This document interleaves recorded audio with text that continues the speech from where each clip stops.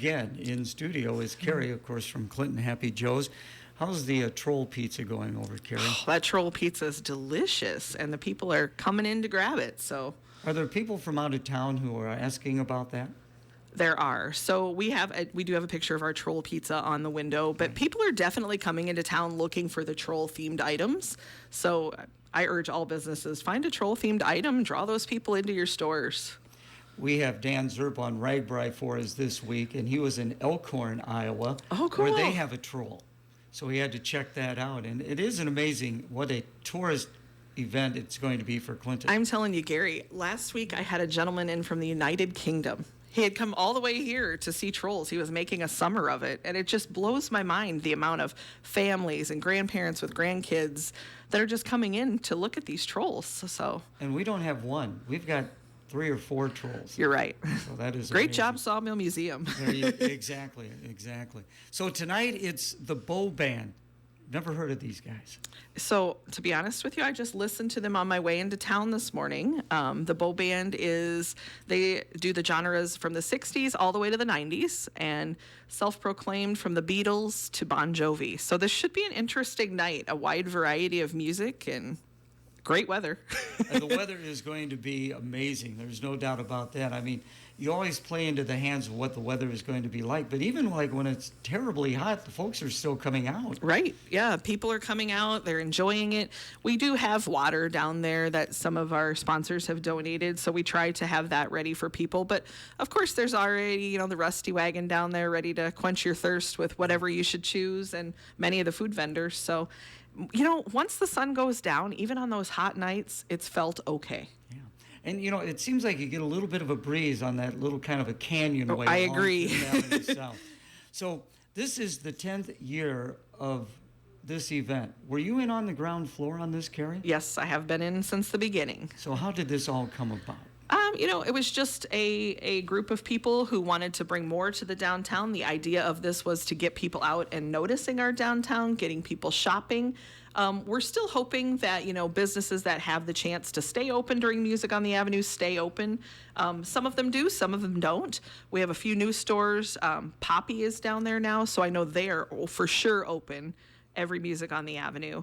There's a marketplace, sometimes Doodads keeps extra hours. It just depends. So you'll never know what you're going to see, or find downtown, or come back on Friday and grab that pair of shoes that you seen in the windows at Brown's. So now you do this June, July, and August. When you started initially, was it over those 3 months? No, it was just 2 months. So this crazy committee that I have for Music on the Avenue has decided that we just love the music on the Avenue and being there. So we've decided to extend it the last few years. And, when we get toward the end, Paint It Back is coming to downtown Clinton, so you're going to be a part of that. Sure, and it's going to be a little bit of a different twist on what your normal Music on the Avenue is. So that Music on the Avenue will be held on 6th Avenue South. So we're going to have a different view.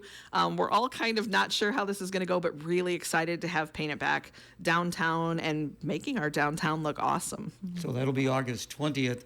And you've told us before, the first one was postponed, but it's going to be made up. Right, yes. So Brooke Byam and Eli will be there, so that will be great. And I was looking ahead next week, staph infections. So excited. So you got some local guys there, some teachers. Those guys they're a standard. You kind of have to have them because they're just amazing. We had them at our class reunion, and I'm telling you, we had the best time. We invited the principal, we invited Larry Howe, Denny Durling showed up. So we had guest appearances, staph infection. What more could you want? Local people having fun. Was this year or last year?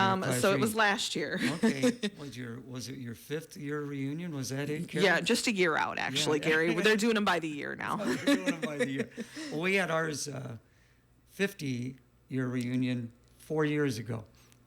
We got our 55th. And I actually ran into a classmate when I was at what is that called again?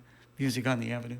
And she was talking about what we're going to be doing for our 55th class reunion. It's exciting. So yeah, we had a lot of fun, and these guys, Staff Infection does bring a lot of excitement to the Avenue. Just one of those favorites that people have to have and they want to have. And really these sort of things are almost like a class reunion because you're going to run into They are. classmates. I mean, I feel like Music on the Avenue is a class reunion. You just see all of your friends down there. You can go down there thinking, oh, I just want to go down there and relax and listen to music, and then you see 100 of your closest friends. And then all you do is talk.